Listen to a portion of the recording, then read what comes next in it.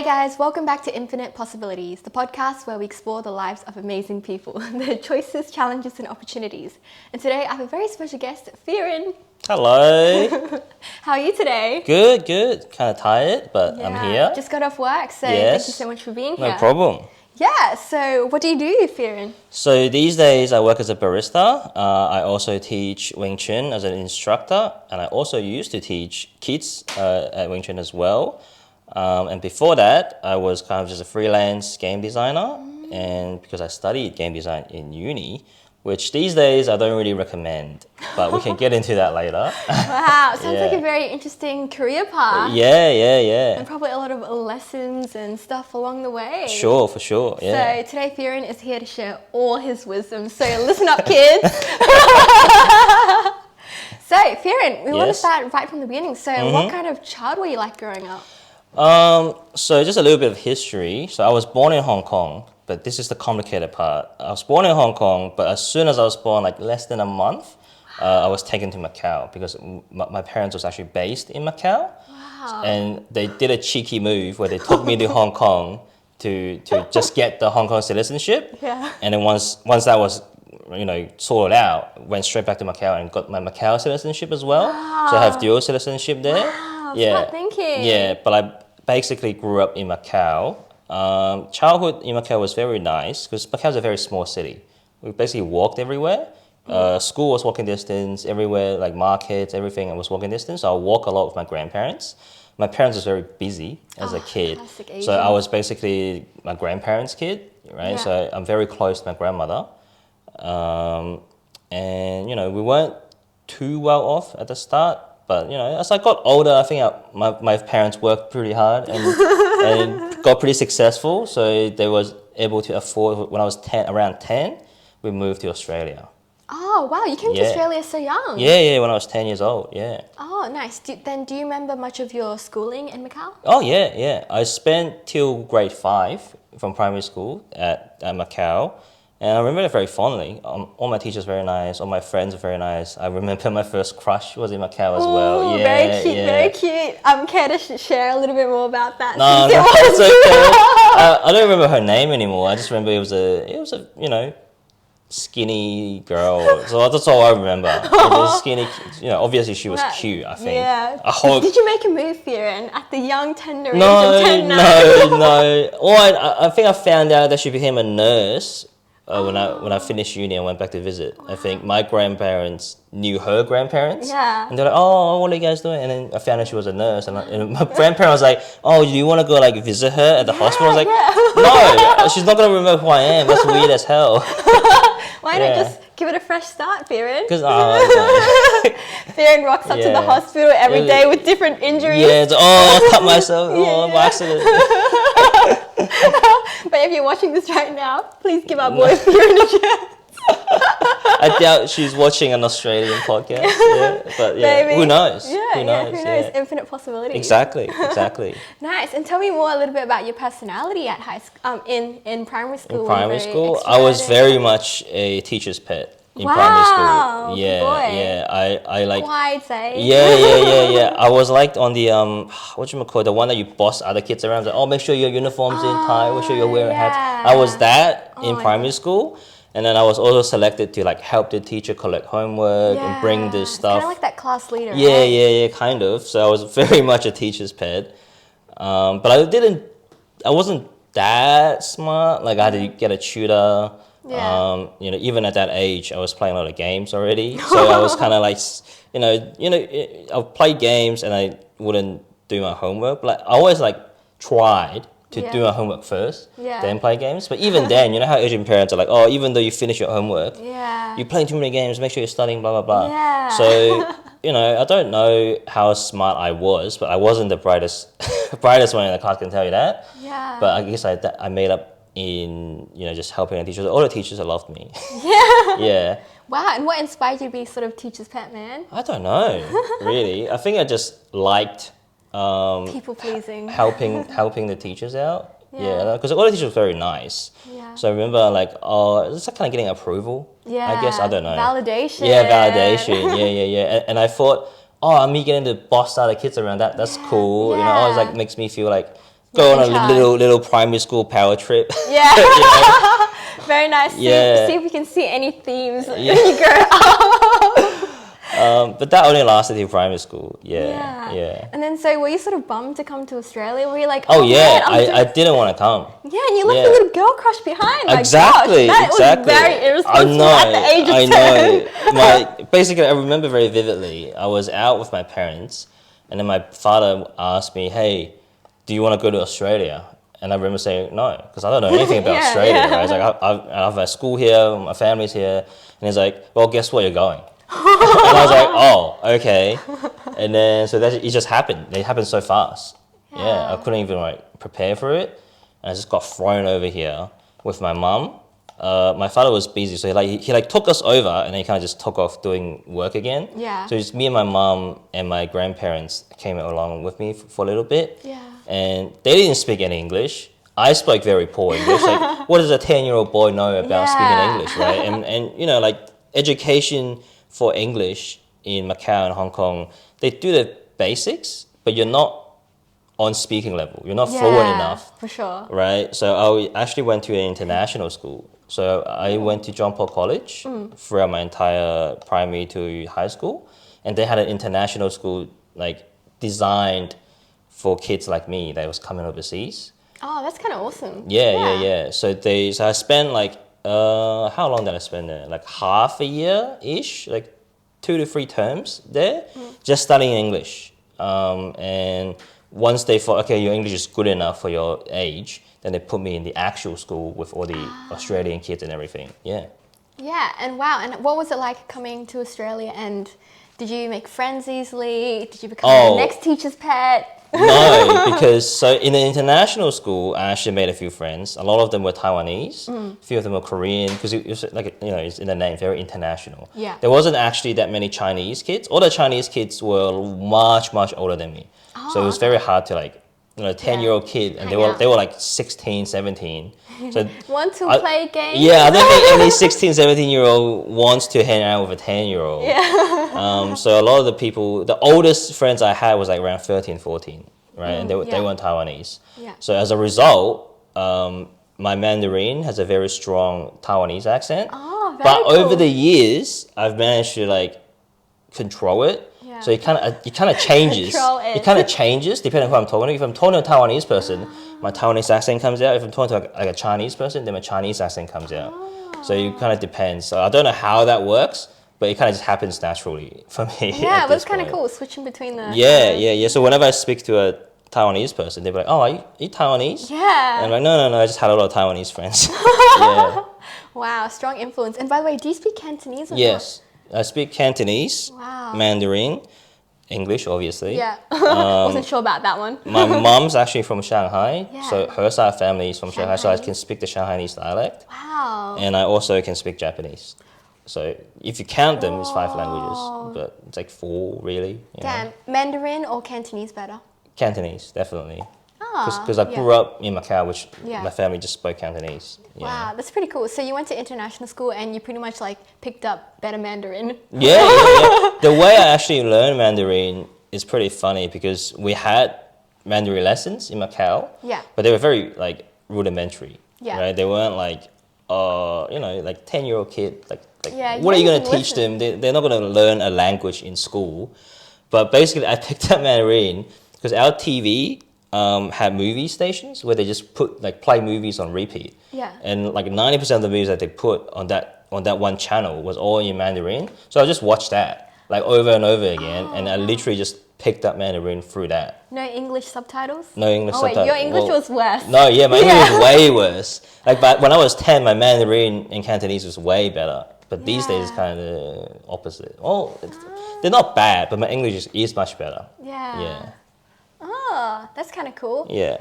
Nice. And then, so what was it like going to the mainstream, leaving behind the sort of international school? So going to and the sort of- main school, the first year or two was okay, because when you were at primary school, all the kids were like, they didn't care.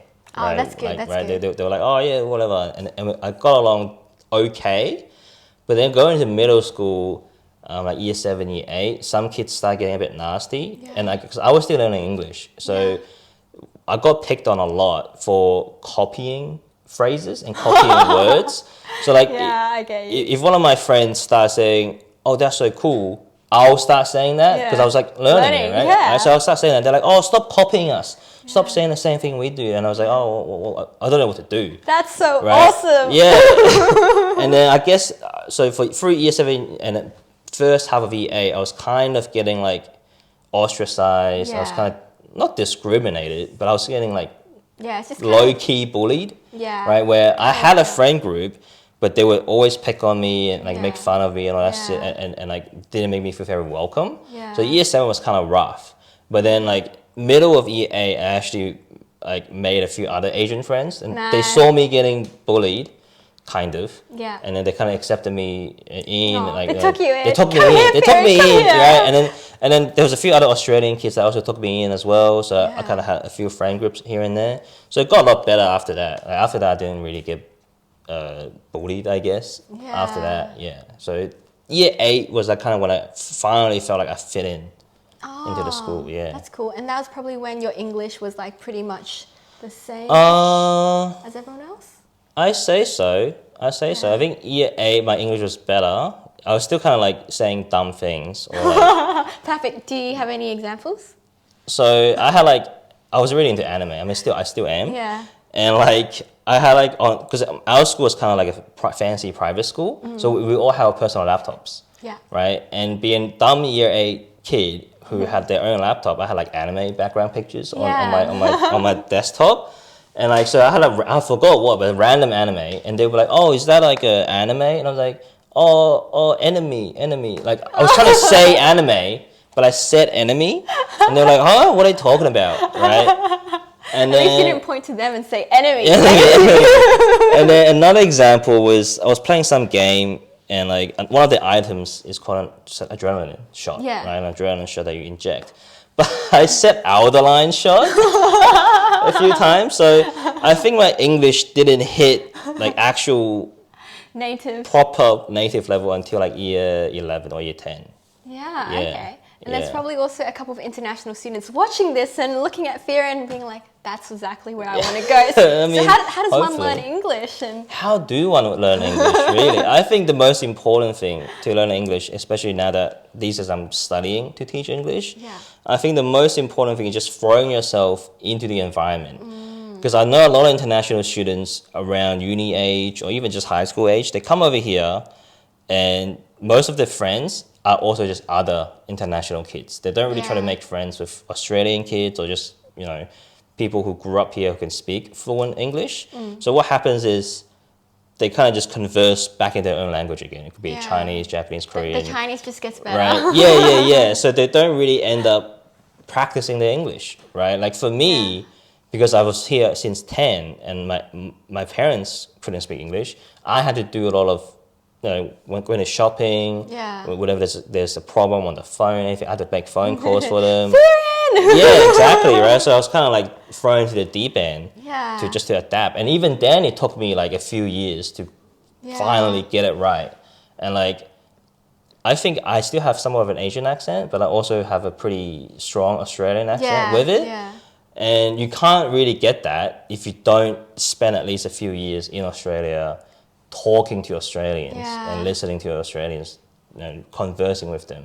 So I think that's the most important thing, just immersing yourself in the environment and trying to speak as much English as you can.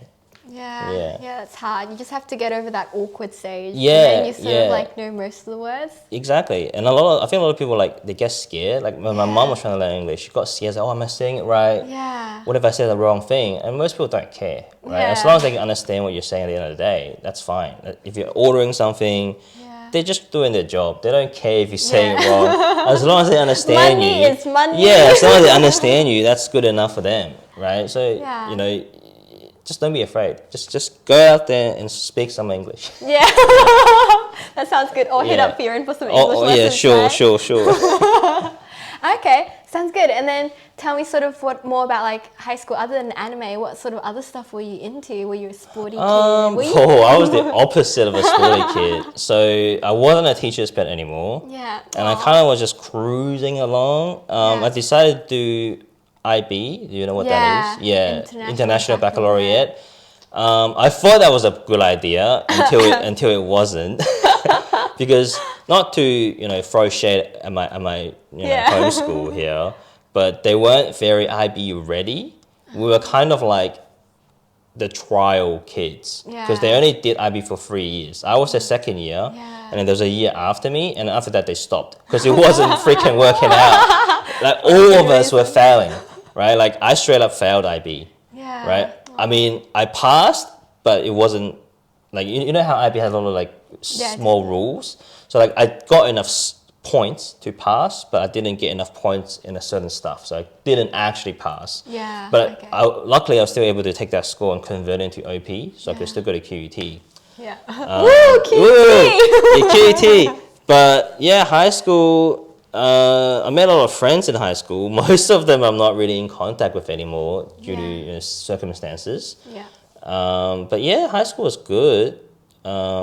Nothing really special in terms of like what I was just gaming still.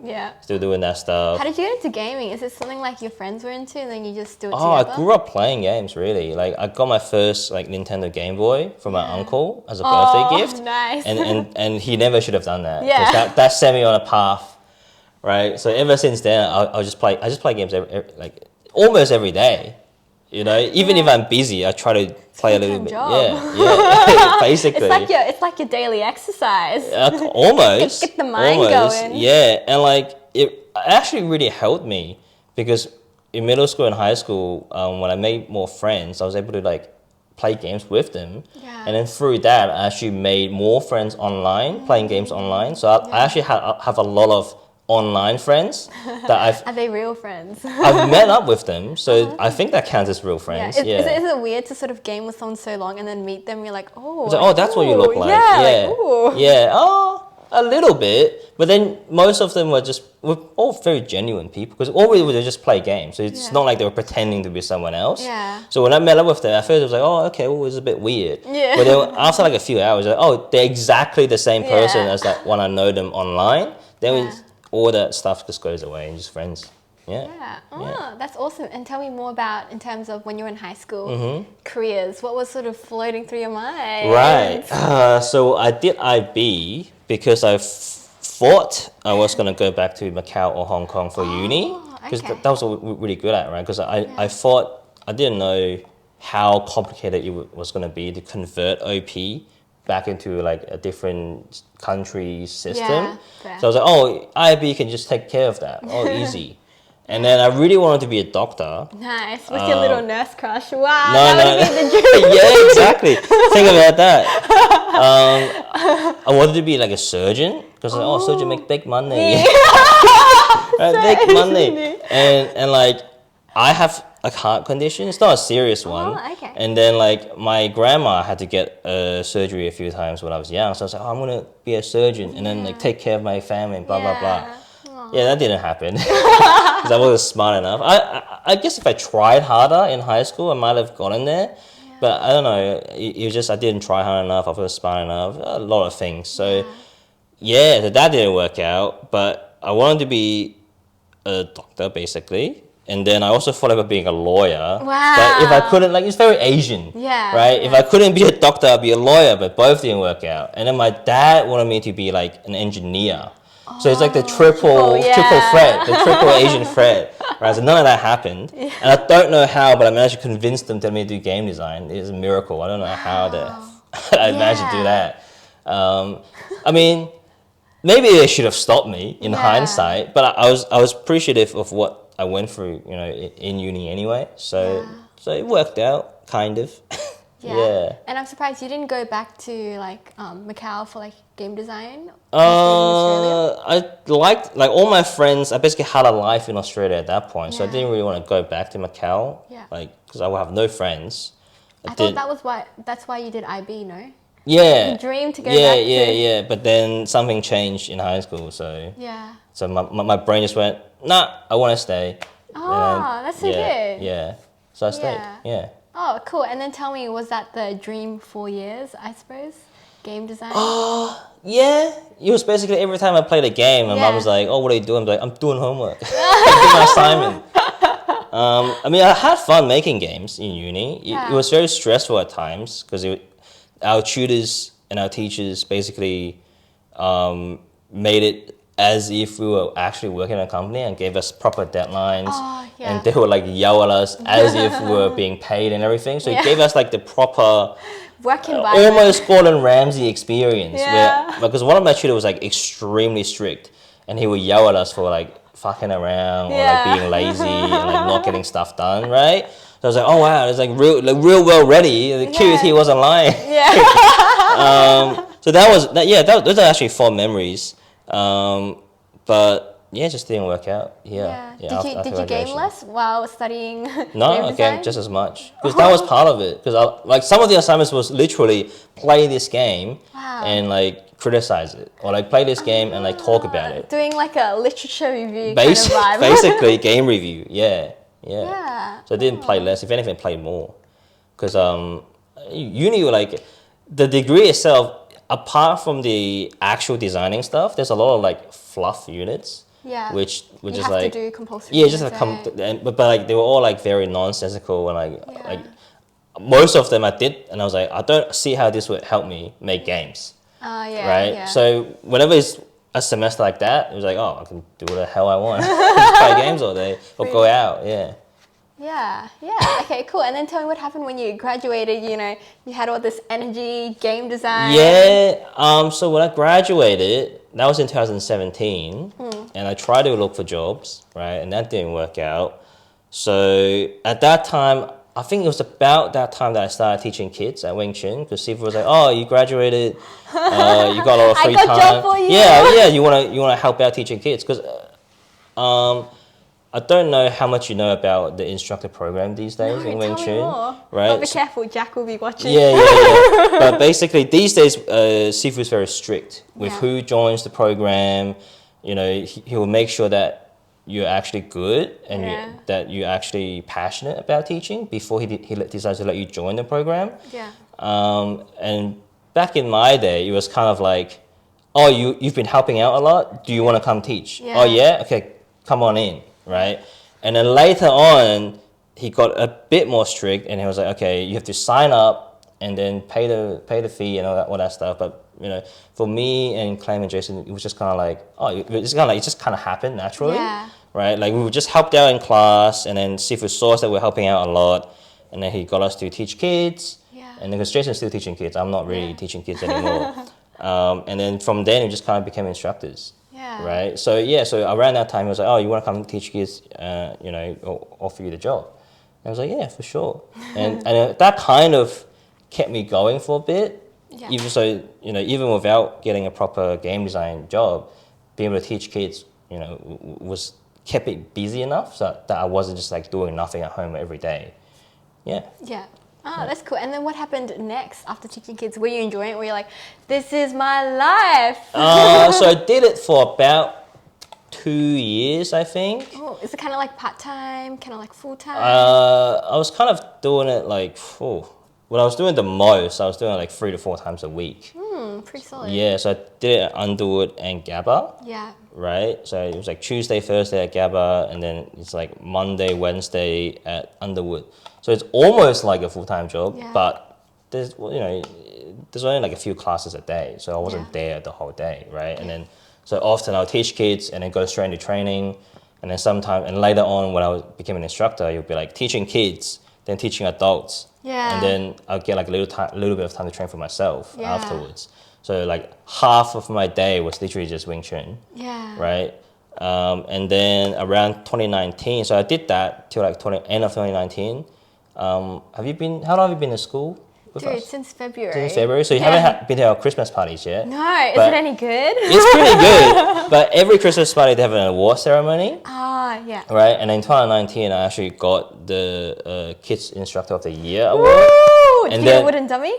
No. We just got a little trophy. And then Jason got Best Instructor of the Year. So we're kind of like, oh, let's go. Yeah. Right? But then right after that, in beginning of 2020, when COVID started, I actually went back to China to visit family for Chinese New Year's. So I remember very vividly, I went back on the 20th of January, and then a COVID lockdown started 3 days later on 23rd of January. Nice. It was Firen. Yeah, it's me, it's all my fault. But then that kind of cut me off for 2 years, 2.5 years. Because I was trapped there till basically August of this year. I only just came back to Australia August this year. Which was probably why you haven't seen me till then. That's why, like, when we posted a video, they'll be like, "Oh wow, fancy seeing Firen again." Yeah, exactly, I was exactly. Like, oh, okay. So those 2.5 years, I didn't get to do any Wing Chun. Yeah. Apart from just doing a form at home by myself. Yeah. Right? Or Didn't punching take the pads. the online We Zoom? couldn't. The Chinese firewall prohibited me. Make sure I didn't. VPN? VPN, I tried, but it was way too slow. Way too slow, yeah. Damn. So did you find that your skill dramatically decreased when you came back? I was definitely rusty, Yeah. but surprise, muscle memory works. Repetition works. Yeah. Because up until that point, like 2014 Like to 6 years. 2019, that was like 5 years, right? And when I came back, I was like, oh, how do I forgot some moves, some of the form. But like within a few weeks, I picked back up most of it. So I was like, oh, wow, you know. I literally haven't done it for like 2.5 years, but within like a month or two, I can remember like 80% of it, right? So I'm not That's pretty as good as I used to be, Yeah. but you know, I'm okay enough for me to feel like I can still teach. Yeah. At least Silim Tao wise. Maybe not Cham Kil, but Silim Tao, I'm still good enough, I think. Pretty good, Yeah. pretty good. And tell me about the best 2 years in lockdown. Oh, it was not the best 2 years. If anything, it was probably the worst 2 years. Perfect, even better. Because I was really like, I really want to come back, right? Because I was like, it's only supposed to be a 1 month trip. And Your grandparents are so happy. They're like, my family was like, yay, he's going to stay with us for a lot longer. But I was like super depressed in like the first 6 months because I wanted to come back and I tried everything and it just, nothing worked. So I was actually trapped there. Yeah. I didn't have to worry about like everyday life stuff, you know, food, accommodation, and my grandparents took care of all of that. So I was like living rent-free basically. I had everything taken care of me. You saved so much money. Yeah, so I wasn't I'm not really in the position to complain, especially when a lot of other people had it a lot worse for COVID. For sure. But I definitely felt very trapped and I was very depressed. I was like, I want to come back, but I couldn't. And lockdown was very severe in those first few months. Yes. I literally couldn't leave the house. And when we did manage to go outside, for example, to the shopping center, there's no one there. Yeah. All the shops was Ghost takeaway town. only. It was like ghost town. It was very bizarre because I'm very used to seeing everything's packed in China. Yeah, for sure. So that was a very bizarre experience. And then the problem with being stuck there as well, right, is I don't know when I was going to be able to come back. Yeah. And because I was going back, the first chance things open up, I'm going to come back. So that kind of like put me off on being able to commit to anything. Like, because if I knew I was going to be stuck there for 2.5 years, I would have like either gotten a job or studied something or did anything. But like, I wasn't able to do any of that because I wasn't able to commit myself to anything because I didn't want to like 2.5 year holiday. Yeah, I didn't want to like get a job and then a month later, I could go back now and just quit. It didn't feel right. So I was kind of in this limbo, right? And then eventually I was like, screw it, I'm gonna like learn how to make coffee because like that's like a bit less commitment because like it's not like I was being hired. I'm just taking a short barista course, right, spanning a few months. So even if I have to leave halfway, that's not a big deal, right? So that's when I learned about coffee and all that stuff. In China during those 2 years. That's cool. And how long was the coffee course and how was the whole experience? Well, it wasn't like a proper coffee course that you would get in a school. Basically, we made friends with this lady who ran a coffee shop. And then she eventually gave you like an informal session. She was the manager basically. And then she's quit that place to open her own coffee shop. Right? So I was able to learn a lot from her, like basically how to run a coffee shop. So she taught me way more than just making coffee. She even taught me how to like roast beans. So I'm technically I can roast my own beans if I get raw beans. But her shop, so in Australia, a lot of coffee we focus on espresso. It's just flat white latte, cappuccino, all that stuff. But her shop focused on like filter drip coffee and siphon coffee. I don't know if you've ever seen it. But basically, like there's a contraption here where you put the water, and there's another contraption that like suctions in, and as the bottom bit gets heated up, the water rises up to the top, and then you pour the coffee ground in, you mix it in, and then as you take it off the heat, because I can't really explain how it works, but once the heat leaves, it stops getting expanded, and then the coffee goes back down to the bottom part, and then you pour it out and you drink it like that. Wow, and it tastes so much better?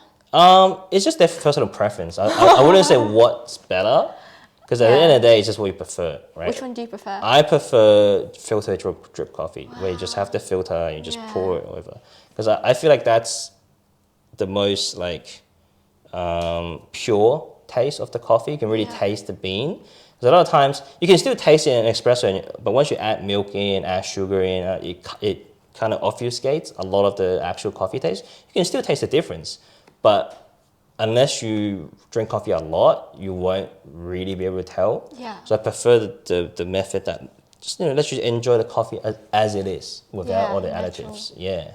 Nice. And when did you start drinking coffee, and how did you get really? Well, it's really funny because I always liked coffee since high school, but I didn't drink it that much. Like, and it's kind of like a shame to say it these days. But I used to drink a lot of Starbucks. But nowadays, you won't catch me going near Starbucks because no shade to any Starbucks workers or if you like Starbucks. But for me, no thank you.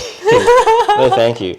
But around, I want to say 2016, 17, I actually developed an allergy towards caffeine or coffee, right? So to the point where if I drink, let's say it's a normal shot, of any coffee, I started to get dizzy. I want to a dry heave. I don't actually throw up, but a dry heave. Like I want to throw up, but nothing actually comes out, and I start coughing. So it kind of just knocks me out, right? Like I just get really tired and we don't want to sleep, which is the opposite of what coffee should do to you. Yeah. So I actually avoid drinking coffee these days. I'll still taste it, right? But I can't really drink a whole cup. These days. So Oh, that's funny. And then why did you decide to do a coffee course, man? Because I still like coffee. I like the taste of it. I like the whole vibe that coffee provides. Just being able to chill and enjoy a cup of beverage. Yeah. You can do the same with tea, but I feel like tea is just as complicated as coffee, but coffee feels a bit more accessible than tea, because tea is like going to tea leaves and then they get really anal about the exact right temperature and the exact right teapot and then the exact right strainer, where coffee is like you can get that anal, but most people aren't that chill. Yeah, cool. And then tell me what it's like being back. Welcome back, Firen. Oh, thank you. It's been I don't know, 3 or so months. Yeah, so I came back in August, and you can imagine, so I live in an apartment in the city. You can imagine what abandoning an apartment for essentially 2.5 years does to the place. So it was extremely messy. A lot of things had to be cleaned. So the first 2 to 3 weeks of me coming back here was just cleaning. Me and my mum were just cleaning every day, clean, throw old stuff out, buy new stuff to replace them. A lot of clothes. Did you leave anything in the fridge for 2.5 years? Oh yeah. Oh wow, nice. Oh yeah. How does that smell? Actually, there wasn't any food. It was just eggs, but it's in the shell. So if you don't crack it, you should be okay, right? And there was milk that was basically cheese, right? And there's stuff in the freezer, but the stuff in the freezer doesn't really go off. Yeah, that's right? fine. So I had to throw it out and didn't really. I didn't sniff any of it. Yeah. So I'm not stupid enough to go, oh, I wonder if it smells good. 2.5 years later. So that was really hectic, to the point I was so tired during those 2 to 3 weeks. I was like, why did I even come back? I came back just to clean for 3 weeks. What's the point? But then I saw some of my friends again, and that kind of cheered me up. So I felt a bit better. And then once everyone was clean, I was like, oh, finally, I can relax and actually start my life again, because it was kind of my life got put on hold for 2.5 years. I was like, okay, finally, right? So I got the barista job and went back to training, started the TAFE thing. So I was like, okay, I'm actually doing stuff, I'm being productive. Then I felt a lot better. Yeah, cool. Tell me more about TAFE.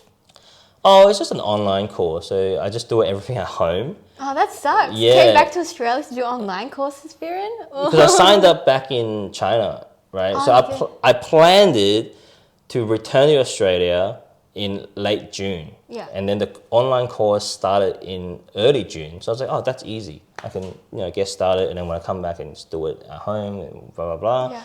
But then things happened, it got delayed till August. Yeah. Right? Yeah. So I'm progressing it steadily. Yeah. It's supposed to finish in February, so I got time. I got time to like, just get through it. Sounds good. And how Yeah. did you sort of maybe find your passion for teaching, I guess?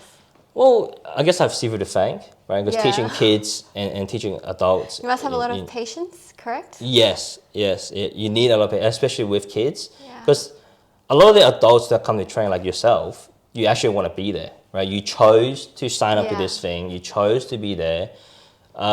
Most of the kids Come actually to the parents.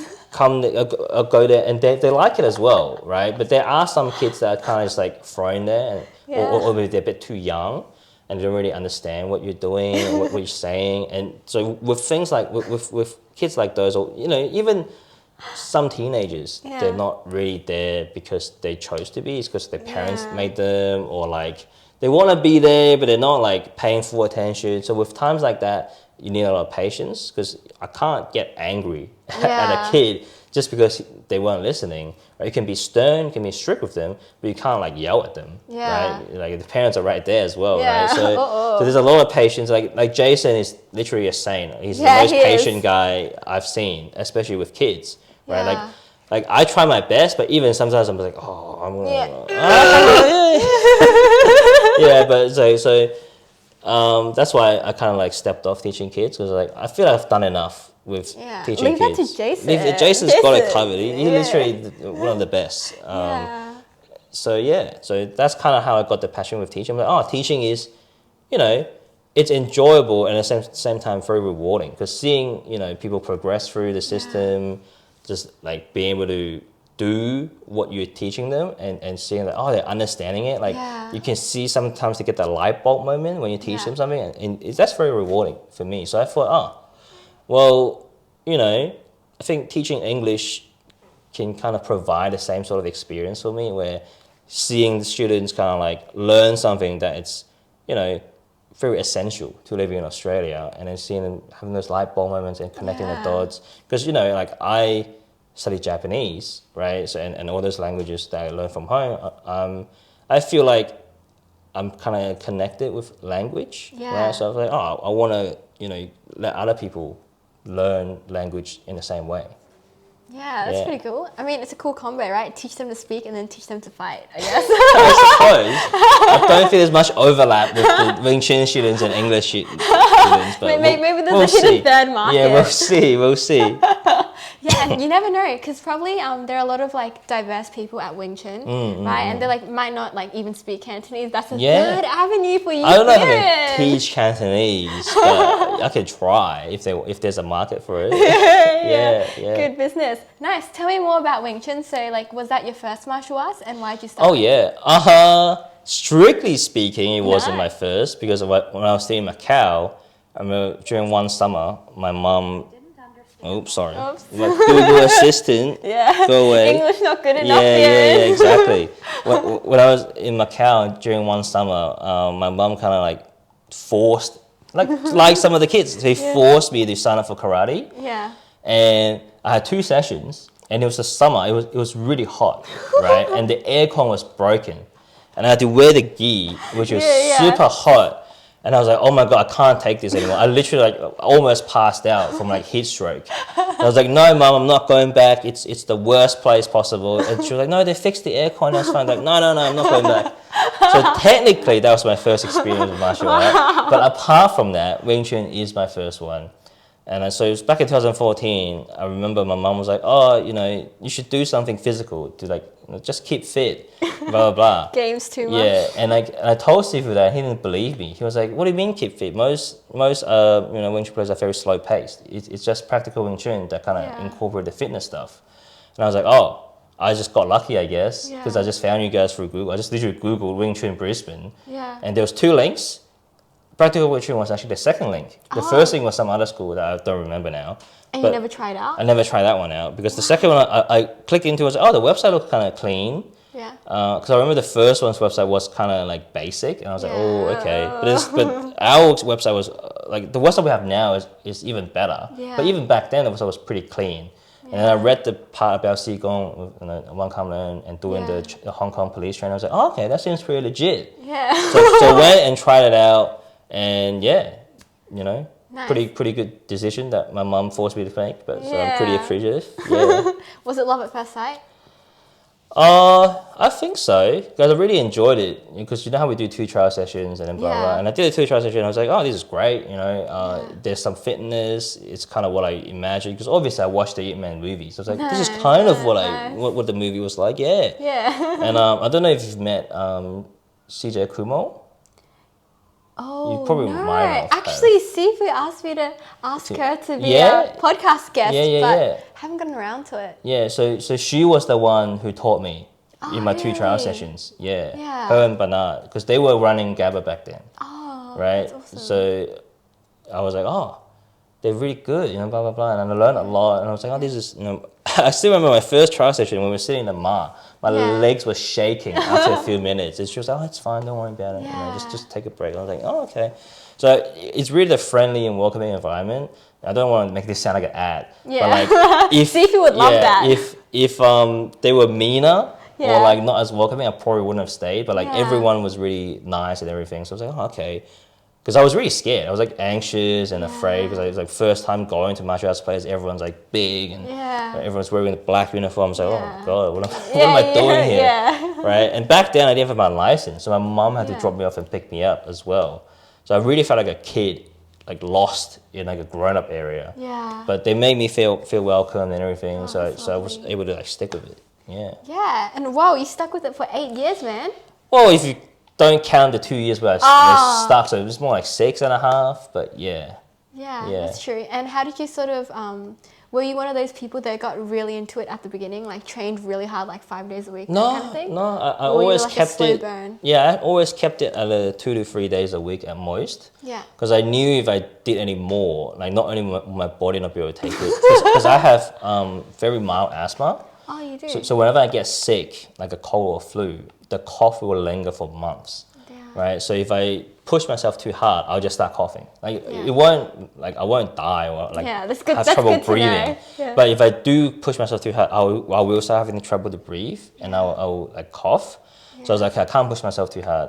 So even when I trained the most before I started teaching, it was like 3 times a week. Yeah. Yeah, and like I don't know if I should say this, but back then the unlimited gold membership plan was a much better deal.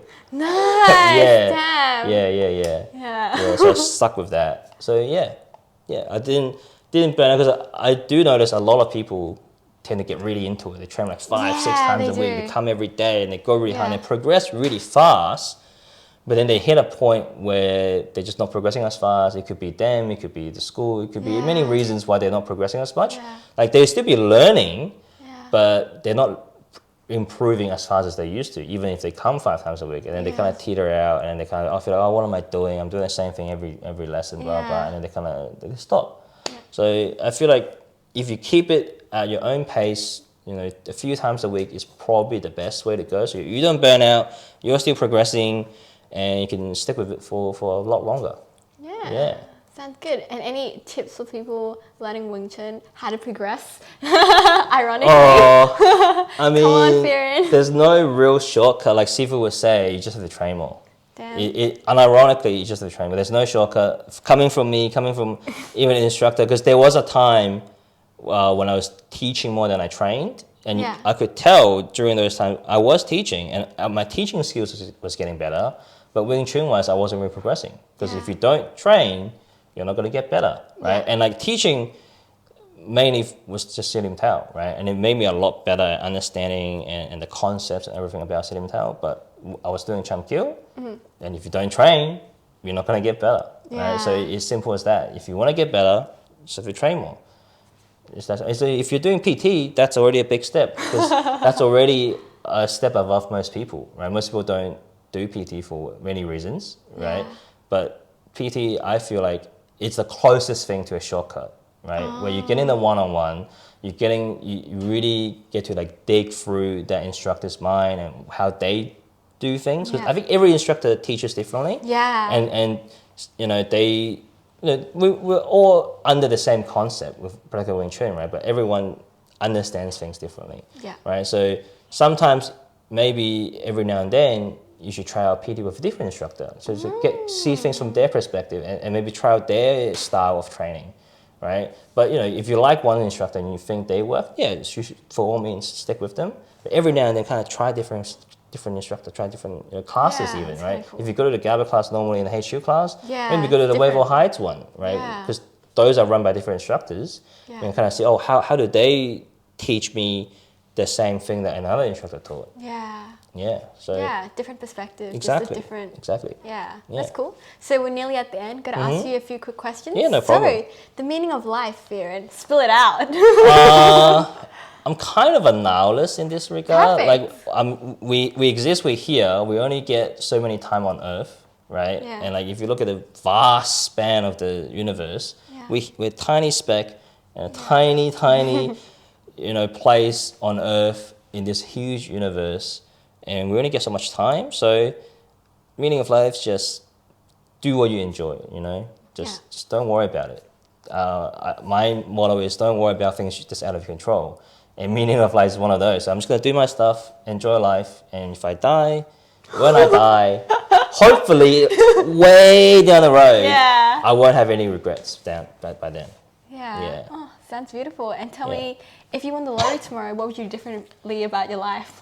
Oh, massively. Oh, tell Massively, me. right? So, I would make sure that no one finds out. No one finds out, because one of the things that people say about winning lottery is all your friends and relatives start to come to you and they start trying to for the money, right? So I'll make sure only me and my mom knows, and maybe my grandparents, right? I'll set aside a large portion of it just as an investment, right? So I can keep it going, and then I'll make sure I get my family like a nice place, just sort out everything that they need, right? And then have a small amount just to have fun with, right? But then I have a majority of the investment, so I'm set for life kind of situation. Tell me what that have fun with. Well, travel, right? I really want to because I've been to Japan many times, right? But every time I go, it's only 2 weeks at most. So I really want to go there for an extended holiday. That'd be awesome. Right? I don't want to live there. But if I have lottery money, maybe I can consider living there because I won't have to work, right? So I can just literally have an extended vacation for 2 years almost, right? Just really explore the country.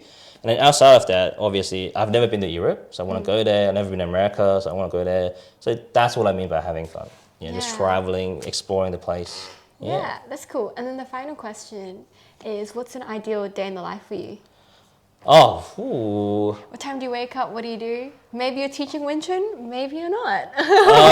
It depends really on which part of the year or what I've been doing for the past week or two. If I've been working every day and training Wing Chun every day, not every day, but most of the time for the past week, then the ideal day would just be sleeping, wake up, have some lunch, just chill at my office, play some games, watch some YouTube, have dinner, maybe hang out with friends for dinner, come home, and then not have to worry about waking up early the next day.